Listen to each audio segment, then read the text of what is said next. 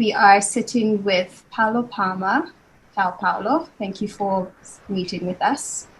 Can you tell us a little bit about yourself? Ciao, hello everyone. My name is Paolo Palma. I'm responsible for the Clinical Immunology and Vaccinology unit at Children's Hospital Bambino Gesù of Rome.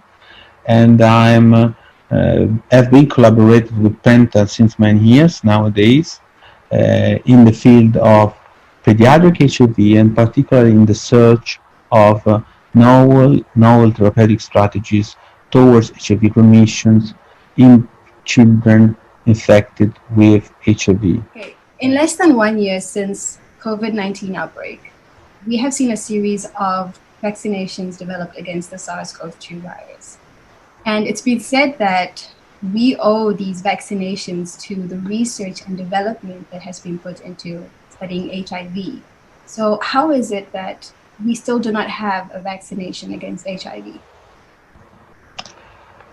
The search for an universal and effective HIV vaccine is incredibly difficult due to the structure of the virus of HIV. HIV virus is extremely variable, and as we learn from the search for an effective SARS-CoV-2 vaccines, we know the importance, for instance, of the spike protein, which is the main target for the current vaccines who are currently available in the COVID-19 pandemic. In HIV, this condition is absolutely different. We have a virus which is constantly changing, and this variation creates a problem in the attempt to identify a universal vaccine. Of course, all the research that has been performed in this year was very much instrumental in the early identification of the COVID vaccines.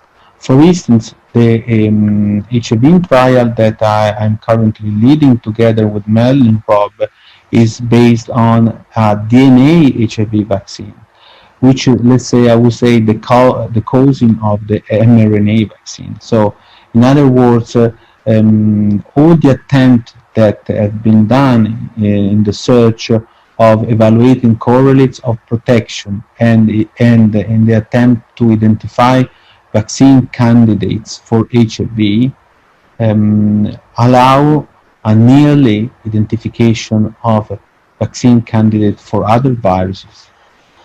And this is something that for sure the scientists recognize.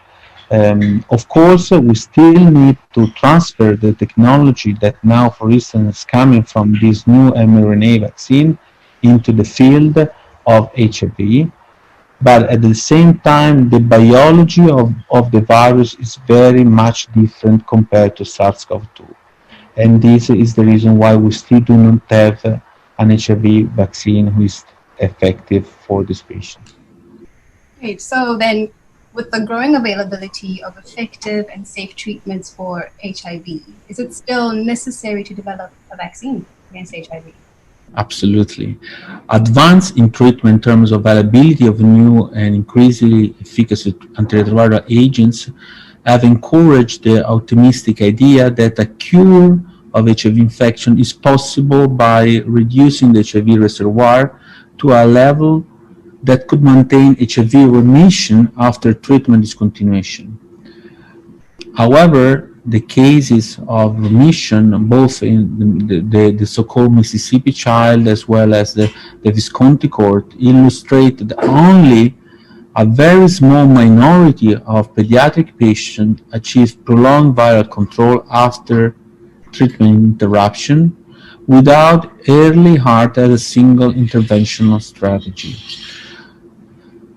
Moreover, these patients that start early treatment, they do experience a number of issues related to adherence over time, and also the whole life, they should stay on treatment for their whole life with the risk of accumulating toxicity and viral resistance. And then, unfortunately, there is still an aspect which is related to the fact that the number of pediatric patients that still do not have access to antiretroviral treatment is still high. These highlight the urgent need to define strategy, such as a therapeutic HIV vaccine, but of course, more realistically, we are talking about an immunotherapeutic strategy, which is a combination of different solutions with different tools, with different immunotherapeutic agents to provide long-term virological suppression in the pediatric population in order to allow safe treatment interruption without viral rebound and its associated complication. Particularly for this reason, an international consortium such as EPICAL has been established, gathering together scientists and clinicians from all around the world who are top scientists in the field of pediatric HIV infection, and who still believe that there is an urgent need to identify such immunotherapeutic strategies for pediatric population. Can you tell us what the incidence of COVID-19 is on HIV-infected patients? Okay, that's a very important question. I must be honest, this is something that is still unclear, particularly still unclear if HIV infection may influence SARS-CoV-2 infection and the disease course. There are some indications, some evidence in the literature which need to be confirmed, that highlight the possibility that particularly males affected by HIV who are under treatment with antiretroviral treatment may be at greater risk of severe COVID-19. Our internal cohort, which is currently followed here at Bambino Gesù, is made of around 100 patients, and we just actually identified 5 patients who have been infected with SARS-CoV-2, and this was actually identified through a serology test, but in all these cases, the course of the disease was very mild, and we did not experience any particular problem in these patients here. Well, thank you for sitting with us and enlightening us about HIV and COVID. Thank you for your kind invitation, and see you soon.